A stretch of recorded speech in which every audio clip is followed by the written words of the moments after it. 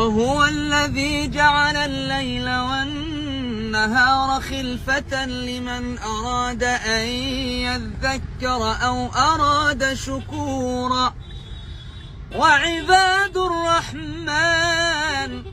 وعباد الرحمن الذين يمشون على الأرض هونا وإذا خاطبهم الجاهلون قالوا سلاما.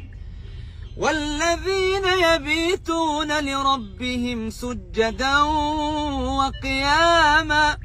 والذين يقولون ربنا اصرف عنا عذاب جهنم إن عذابها كان غراما إنها ساءت مستقرا ومقاما.